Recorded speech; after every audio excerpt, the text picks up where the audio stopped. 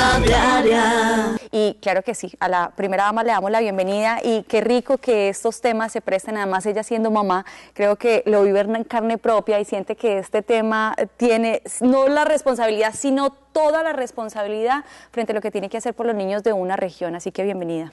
Bueno, muchas gracias, muy buenas tardes, Olguita, Sandra, qué rico estar aquí, buenas tardes a todos los televidentes. Bueno, así es, pues estamos muy contentos de estar hoy en este programa para compartirles acerca de toda esta estrategia de prevención del maltrato y el abuso sexual infantil que lanzamos hace una semana y media ya, especialmente pues motivados por las cifras tan dolorosas y tan alarmantes que se presentan en nuestra ciudad, en los corregimientos que se presentan en el área metropolitana y a nivel nacional.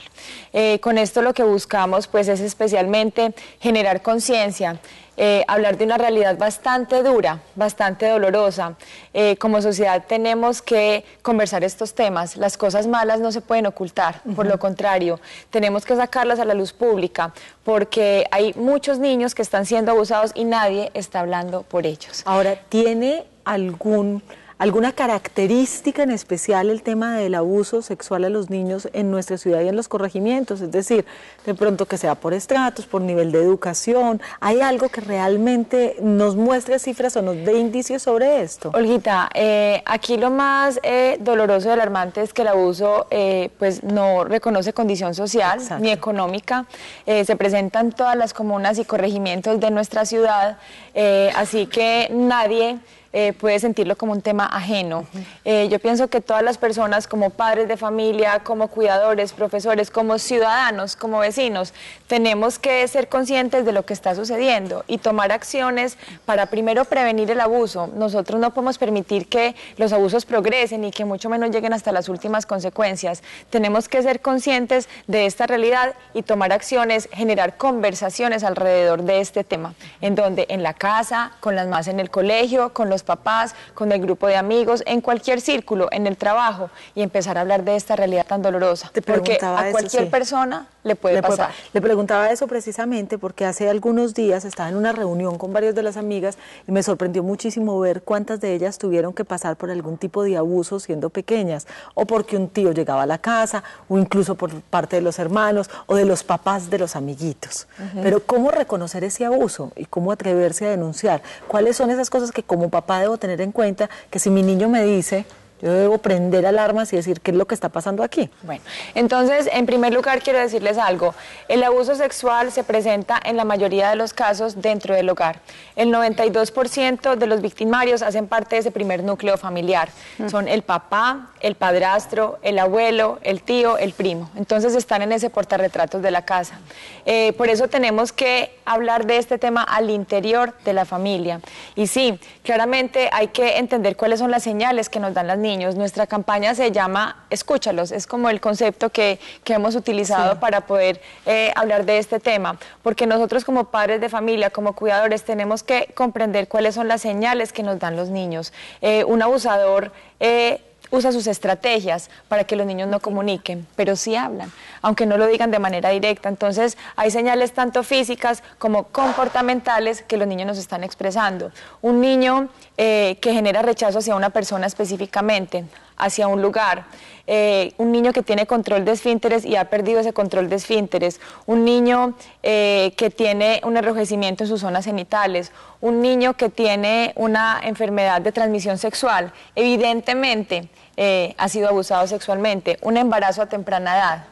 En niñas menores de 14 años son indicios de un posible abuso sexual infantil, especialmente cuando los niños también se ponen bravos, cuando están llorando constantemente. Yo siempre digo algo, yo soy mamá y yo conozco muy bien a mis hijos. Sí. Yo sé cuando algo no está bien. Yo sé cuando algo no está bien. Entonces tenemos que generar especialmente ese vínculo entre los papás y los niños. Y también digo algo y es, yo no quiero que las mamás y que los papás nos hagamos los locos con este tema. Yo me di cuenta de esta realidad cuando llegué acá. cuando pues llegamos a la administración y un grupo de personas se acercaron a hablarme de esta problemática tan dolorosa. Yo pensé que eso a mí no me podía pasar, que eso era por allá, uno que otro caso, ¿cierto? Pero no, es la realidad. Hoy en Medellín recibimos en promedio 6 denuncias de abuso sexual infantil diarias, al día. Esas son las denuncias, más los casos no reportados, ¿cierto? Entonces tenemos que ser conscientes de que el abuso sexual puede estar en nuestro hogar. Tú lo decías ahora, uno estando aquí comienza a oír muchas historias de muchos niños, inclusive de adultos que pasaron por abusos sexuales y que comienzan a revivir esas situaciones. El abuso sexual marca a una persona de por vida, ocasiona daños neurológicos en el desarrollo de los niños. Entonces, bueno, tenemos que enfrentar hay muchas formas situación. de abuso, no necesariamente, o la única forma es cuando hay una penetración sexual. Así es. Cuando les muestran sus zonas íntimas, los ponen a jugar con ellos, también es abuso sexual. Así es, hay 23 formas diferentes de abuso sexual infantil. No, la penetración no es la única condición para que haya abuso. Cuando un adulto mira a un niño desnudo a través de una ventana, cuando lo obliga a hacer cosas que el niño no quiere hacer, cuando toca sus genitales, cuando lo induce a hacer cosas, a ver porno, por ejemplo, todo eso constituye un abuso sexual infantil. No le parece uno como una aberración, o sea, Margarita, vas mencionando y a mí me va como dando como escozor en porque uno dice, increíble que exista gente con tanta maldad para seres tan indefensos. Yo sé que aquí el tema es la prevención y a eso es lo que uno tiene que apuntarle, a que estos casos cada vez disminuyan. Sin embargo, es una realidad que existen, que seguirán existiendo y frente a eso ustedes también vienen haciendo una labor muy bonita. Aquellas personas que nos estén viendo, que estén pasando por una situación de esas, muy seguramente se sienten solas y dicen, ¿y aquí yo qué hago? ¿O cómo denuncio? ¿O cuál es el proceder con mi hijo frente a una situación tan traumática que es de por vida? Así es. ¿Qué pasa en este caso? Bueno, yo pienso que lo primero que debemos hacer es alejar al niño de ese posible abusador, alejarlo. Eso es lo que está dentro de nuestro alcance, alejar al niño de esa persona. Segundo, hay muchas instancias a las cuales podemos acudir. Tenemos la línea social, la línea 123 social de la alcaldía. Desde allí, las personas que contestan el teléfono están capacitadas para activar la ruta de atención a los niños. Podemos llamar también a la línea 141 del ICBF, es una línea de atención nacional. Bueno, podemos llamar al cuadrante de la policía y ese cuadrante está obligado a llamar a la Policía de Infancia y Adolescencia para que vayan por el niño. También podemos acudir a un centro de salud o a una institución hospitalaria. Allí cualquier niño que llegue con una presunción de abuso están obligados a catalogarlo como una urgencia, es decir, tienen que atenderlo de manera prioritaria. También pueden asistir al CAIBAS de la Fiscalía. Es muy importante hacer la denuncia, no podemos quedarnos sin denunciar. Y también podemos asistir a las comisarías de familia.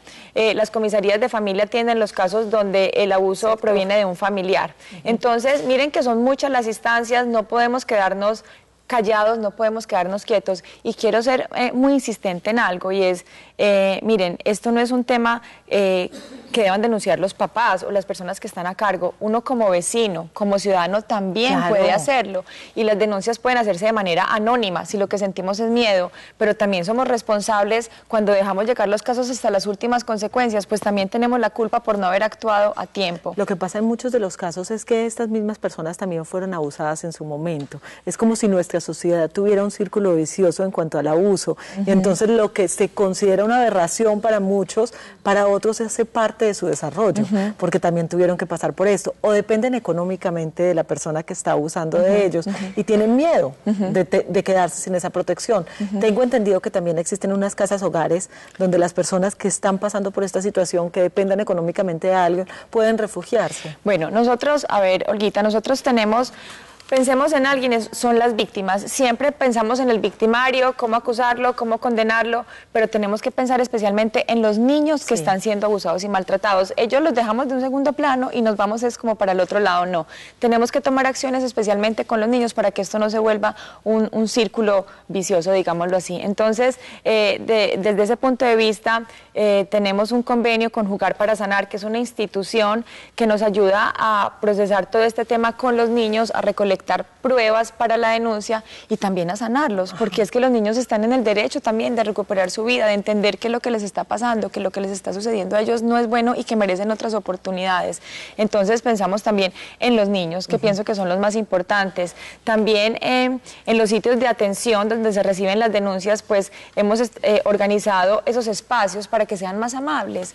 Imagínese usted llegar abusado, maltratado físicamente y tener que esperar mucho tiempo con las familias. Entonces también adecuamos esos espacios para que sean más agradables para los niños y también tenemos acompañamiento de otros especialistas, pedagogos y psicólogos y nutricionistas que acompañan a los niños mientras están en esa espera, que es bastante dolorosa, es muy triste. Entonces, precisamente eso es lo que buscamos, mejorar también las condiciones de los niños que están siendo abusados. A mí me encanta porque en medio de esta charla, y lo decías al inicio, conoces a tus hijos.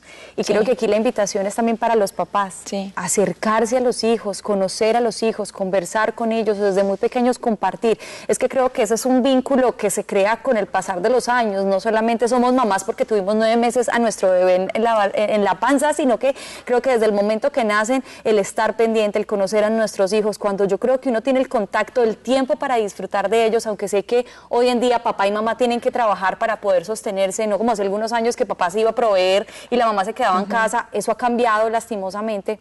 Bueno, lastimosa y no lastimosa, porque creo que las mujeres también tienen que salir a trabajar, pero creo que en su justa medida poder disfrutar de nuestros hijos y en el proceso o en la medida que los conozcamos, creo que estos casos también se pueden disminuir. Lo que pasa es que pasa algo también muchísimo dentro de las familias, y es que por lo general la persona que abusa de alguien hace ver al niño como si fuera mentiroso.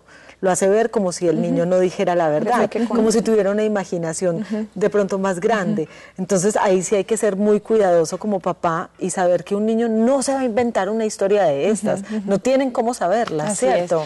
Olguita, eso que tú dices es tan importante y es cuando un niño refiere una situación de estas, hay que creerle inmediatamente, por pequeño que sea. Nosotros tenemos que creer en nuestros niños, tenemos que generarles confianza también, porque si no creemos los padres de familia, entonces ¿quién? Y hay niños que crecen en medio de eso estigmatizados o por un abuelo o por el que ellos decidieron confiar, que nunca fue capaz de escucharlos. Y en ese orden de ideas, pues también nuestra estrategia está orientada a aprender a escuchar las señales de los niños, que son muchas, y los adultos tenemos esa responsabilidad y esa obligación de entenderlos y de comprometernos con ellos.